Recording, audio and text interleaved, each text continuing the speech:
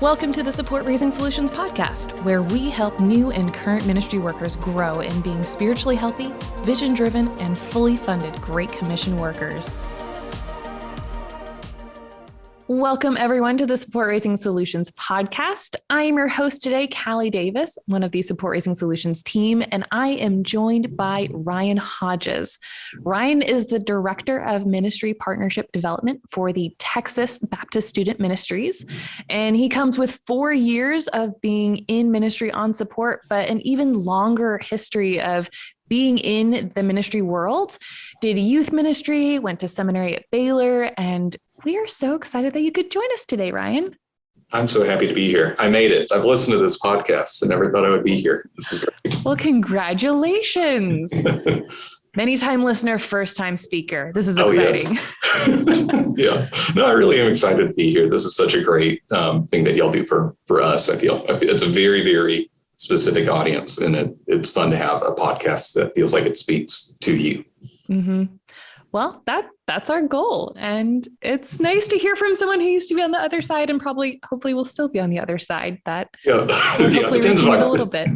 Yeah, if I bomb, then I may not be invited back, and that's okay. But I have confidence in you. Yeah.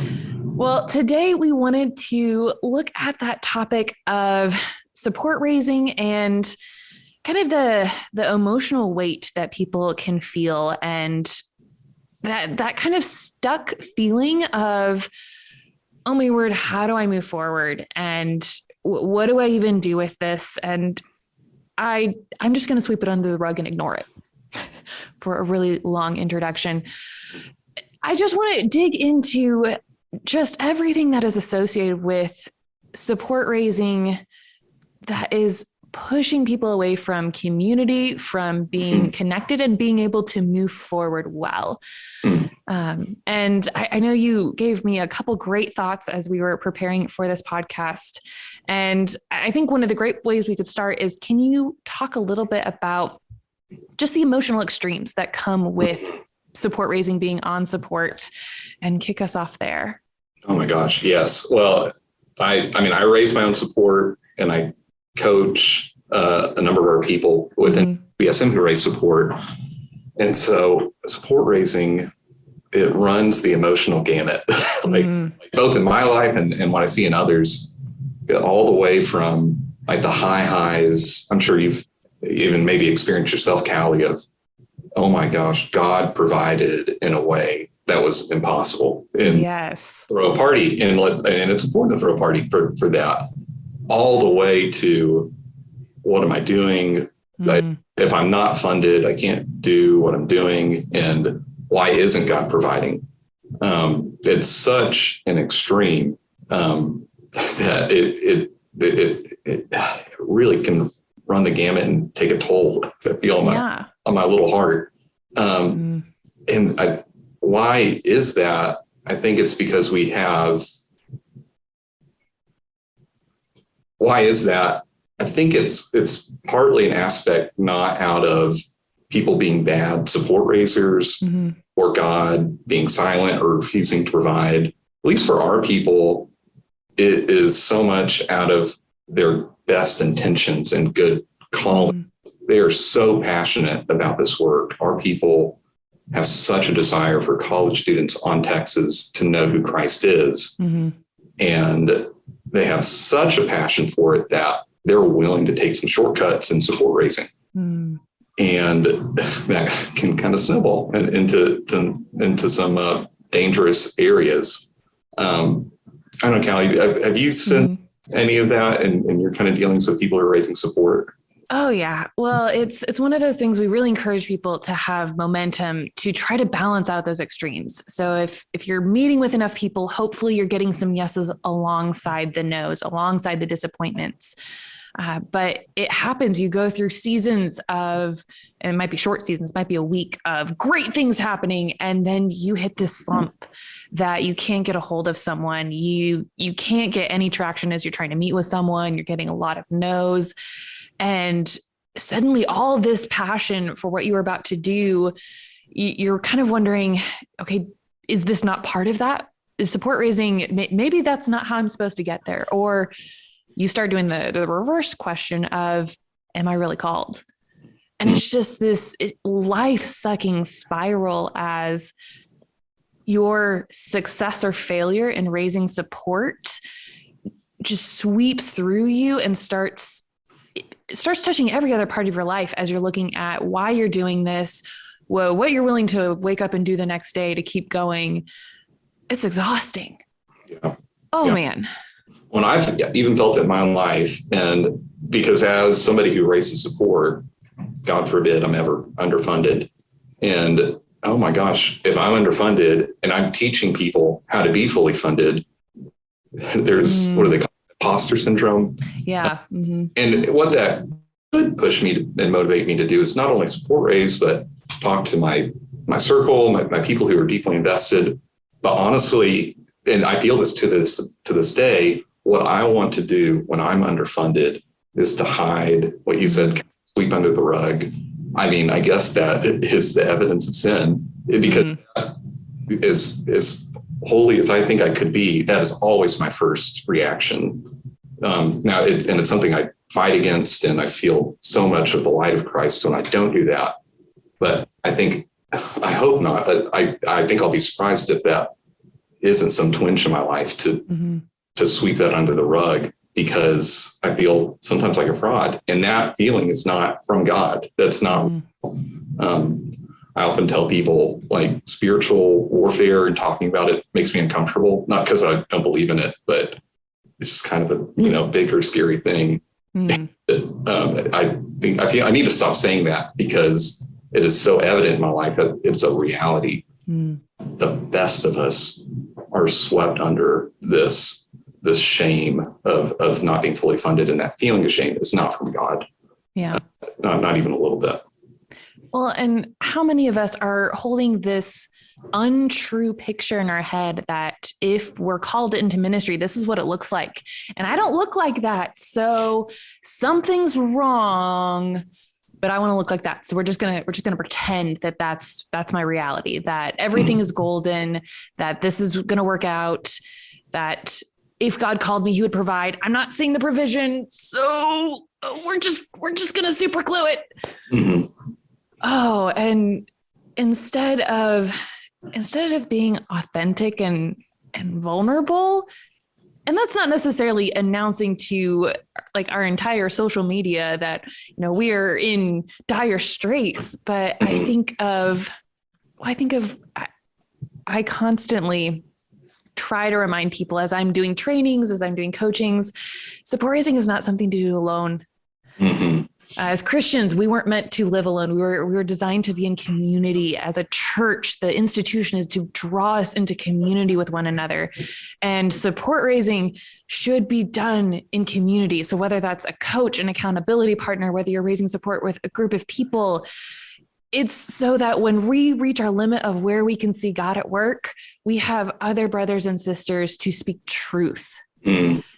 Instead of kind of starting to try and cling to a false image that we're trying to let the world see of us, or we start hearing and believing lies about support raising, about God's calling in our life, about the people we're meeting with, because that's just going to spiral and grow. And it is so hard, if not impossible, to get out of that on your own. Mm-hmm. Yeah. It's so funny how in every area of our life of faith, community, but when it's time to do support raising, let me go figure this out by myself. Mm-hmm. And I'll let you know when I'm fully funded. Oh, yeah. And that's, for some reason, we have this, it's not opposed, but it's almost a paradox almost of the things that need God, like these things that we want God to desperately be a part of, we treat in two totally different ways regarding community. And I've seen our BSMs that do it the best, they do support raising together. They have power hours where they make phone calls together. Well, a lot of our support raising work is during the summer. And so they come together during the summer to do all this work, similar expectations, share successes, but also share failure. It's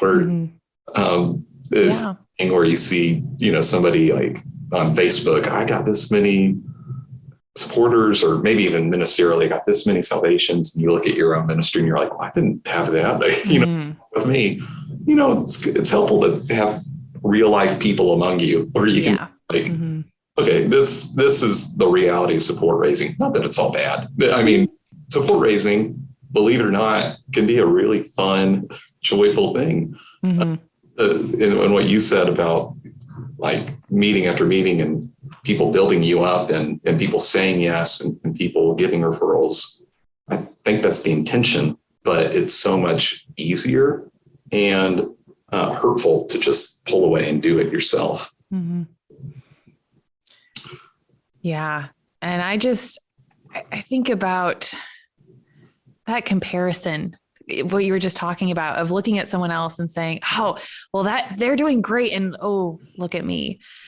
That, I mean, in any aspect of our life, that is where we are pulling away from the image of God, of comparing ourselves to something we don't know the whole story of.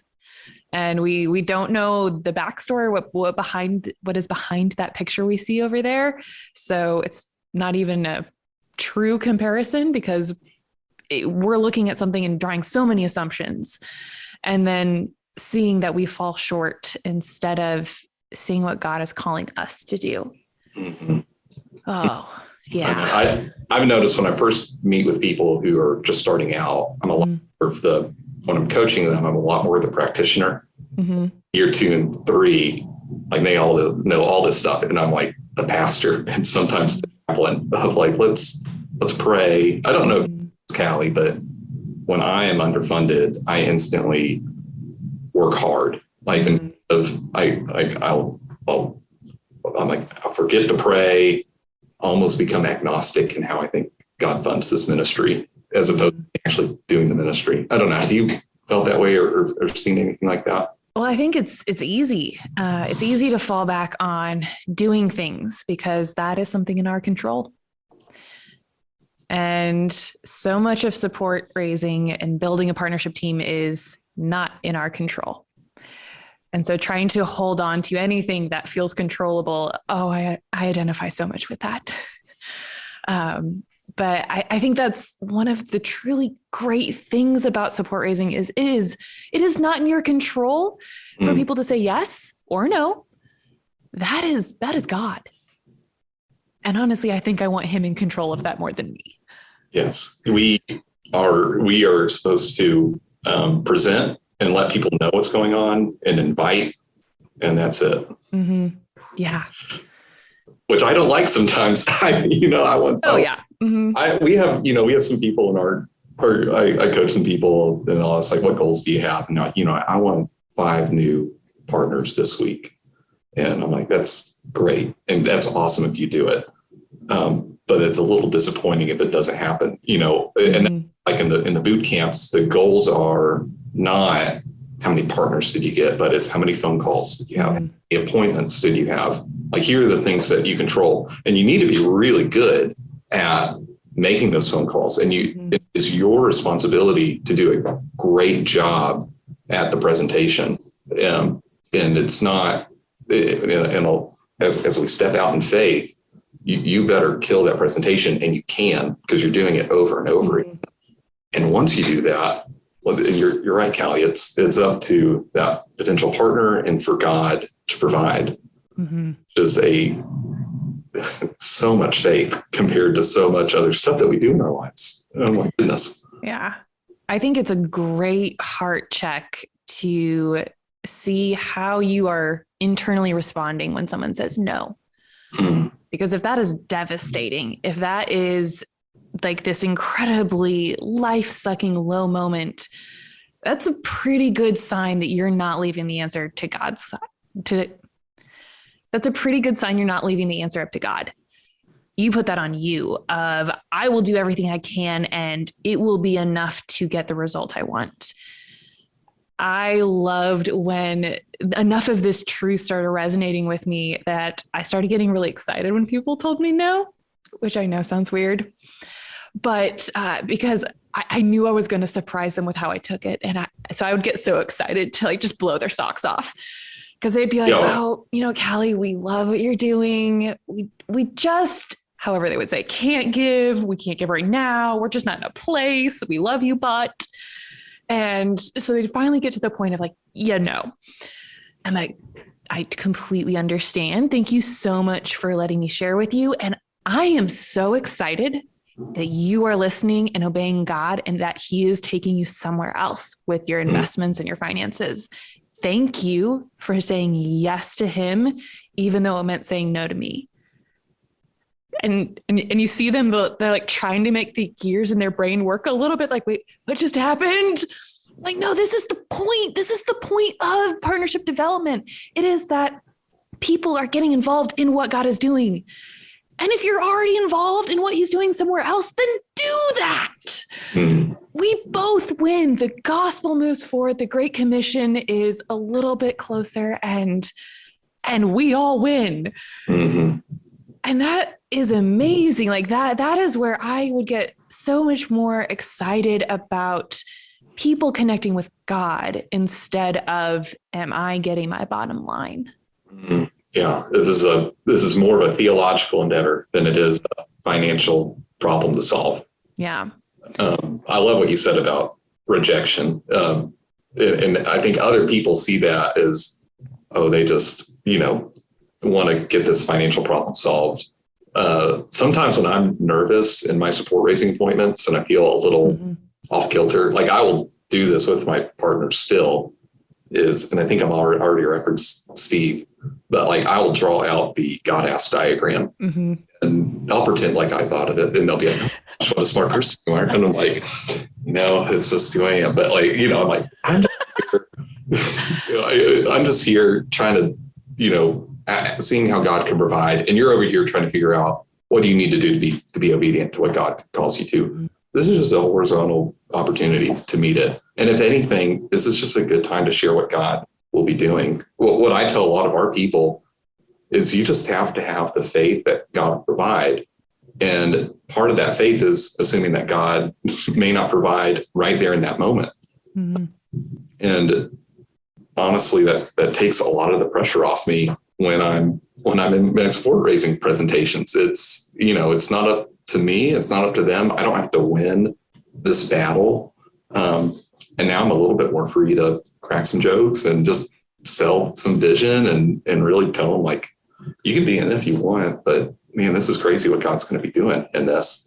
And it's a lot more freeing for me. But I love brought up about rejection. Yeah. Well, and I think it takes a lot of work, a lot of heart work, a lot of building some biblical convictions, a lot of practice so you're comfortable with what you're sharing so that you get to a point of being able to share with someone in that passion point of God is doing something great. I want to see if you want to be a part of it. Versus if you are brand new to support raising and you're trying to remember, okay, wait, what does my ministry do? And what's my title? And how do I explain what I'm going to do again? And right, I need to explain that we're at 501c3.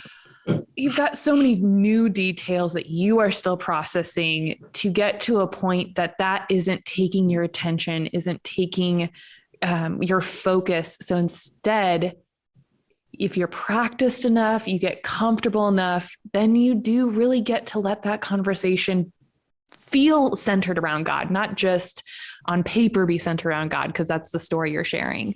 And that's where you can have that brain space, have that emotional space to be excited, to be grounded in what God is doing in that conversation, instead of going through that like itemized outline of, okay, I say this, then I ask a question, they say that, I say this, they say that, I say God is doing great things, they say great, I ask and they say. Oh man, one thing I do in my coaching conversations when it gets to a little woe is me and this is never happen is instead of being first the compassionate, like kind of how do we help you feel better? We do ask for some receipts of, hey, tell me about some of the last appointments that you've been to. Let's role play. And if your role play sucks, then before we put on our sackcloth and ashes, let's make that better. And that is something that we can work on, for what God gives us to control, even if it's just this 1%, we can forward that. And so let's focus on, there are some real things that we can improve on before we really start to despair and wonder what next. Yeah. Well, as we're kind of nearing, I think, the ending of this, Ryan, what would be, you just mentioned kind of some practicing your appointment script. What would be some other practicals for, how to get over this, the feelings of rejection, the feeling of being overwhelmed, the potential for real discouragement? What can people practically do?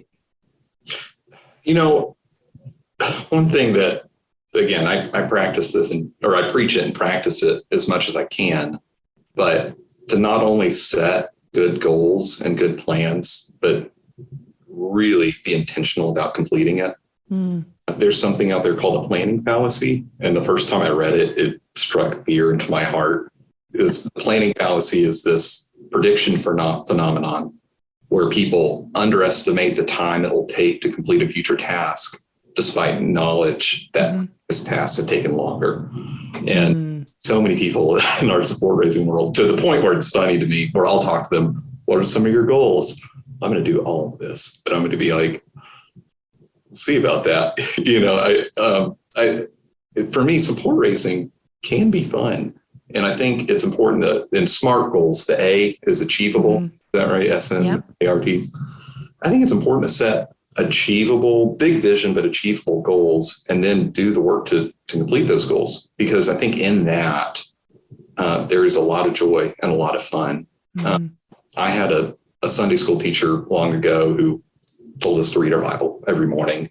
And I remember saying, I missed this day, so I'll double up this day. And the Sunday school teacher's like, no, you just missed it. It's not a time of knowledge. This was a time with God. And so don't double up. You just missed it. And I know that's sort of a luxury. Not everybody has that support raising, but to set these goals and to do it is important because it's a time with your partners. It's a time with God. You kind of remove that joy when you have to double up. I think that's one thing that's always been important for me and something that I would never tell the people in coaching that I still struggle with and try to make sure I do these things because life gets busy. But that always, I think, the most important thing to me. Well, that really reminds me, an often repeated question from people kind of currently living on support after a couple of years being in ministry is, what if I've done a poor job? What if I haven't communicated how I wished I would have? What if I hadn't kept up with these relationships how I wished I would have? This applies to the support raising process as well. When you've spent a week or two and you didn't complete your goals, like you said, or you're just falling back on where you could be, and you start idealizing for what this whole thing could be. And people have this idea of, okay, I just need to make it all up, catch up, do it all. And that is overwhelming. Instead, what we always train people to do is just start today. Yes. Do today right, not do today along with what you should have done yesterday and the day before and the day before that. Just start right now and move forward. And you'll end up rebuilding things, reconnecting, recommunicating as you are doing things on point from now on. So you'll end up making up that distance behind you without having to do 3 times the work in like a quarter of the time. Oh yeah. You missed your newsletter for 3 months. Send out a newsletter. Yeah. Just do it. And then send out the next one the next month. If you messed up, you messed up. I mean, that I'm just repeating what you said, Kelly, because I like it. That is such a wise word. I love that. Yeah. And I would say the other thing, we started off talking about it, but community.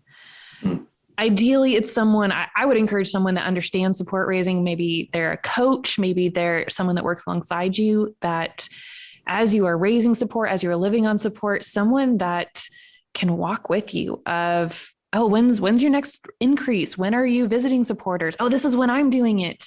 Someone that you can develop some vulnerability to say, hey, I need to figure out how to do this better. I'm going to need to step back to do some more support raising. Someone to just not leave you alone in this key aspect of your ministry. Yeah. And what I hear on that, Callie, it's both accountability and almost a spiritual friendship. Sometimes I feel this in myself, and I see it in others where they're willing to confess their like deepest, darkest sin, like a bar fight in 1997 did, and I haven't told you, they're willing to share all these things, and that's not me. That's just a random example, but they're willing to share all these things, but they won't share that they're underfunded. And so you have to share that with somebody, because the lack of sharing it is almost a barbed wire grip on your own heart. And the Bible is pretty clear that the truth will set you free. You need to share that. And that's not just accountability and to go rah, do an appointment, but it's for your own spiritual health and for your own relationship with Jesus to confess that and to let people in. And I confess it's almost too strong of a word, just because it's not necessarily your fault. Just let people know what you're feeling. And what you said, Callie, you don't have to broadcast it on Facebook or Twitch or TikTok or whatever. Like, tell your people where you are. They love you. They want to know. And that it can look like a lot of things. Some people have the blessing that the team that they're on in ministry can be that community. That's something I love, that the people I work with, we share this together. We carve out time together. Maybe it's someone you met when you went to support raising training, whether that was a boot camp or something else. Maybe it's someone you just know is also in ministry. Maybe they work for a different organization. Sometimes not everyone has the best connections where they are in their organization. Maybe they aren't actually present in their organization. They're decentralized, they're overseas. There's a lot of circumstances that can impact finding someone to walk with you, but be creative. There are lots of ways to connect and be connected with other people when it comes to support raising. So, yeah, just to double up on that, I think for the most practical thing you can do is to do support raising in community. And if it's hard, figure it out, because it's such an important thing. Absolutely. Well, I think that might be a great place to end. Any final comment you want to add, Ryan? Oh my gosh, I just love this topic so much. I feel like Peter and on the mountain with Jesus. Like, let's just stay here for a little bit longer. I just think there's so much meat on the bone, and so much. I just love this because there's so much aspect of how you let Jesus into your life within this specific topic, and I love talking about it. So I'm going to quit talking. Well, thank you so much for joining us today, Ryan. It has been lovely to talk with you and to dream a little bit with everyone for how they can move forward, how they can not be alone, and how they can not be kind of stuck in that sense of failure or overwhelmingness. And I've enjoyed our time together. Yeah, I legitimately had a good time. Great. Well, I hope we can have you back again sometime. And for everyone else, thank you for joining us today, and I will talk to you again soon. Thanks for joining us today, and please be sure to subscribe so you don't miss an episode as we work to give more insight into building and maintaining your ministry partnership team.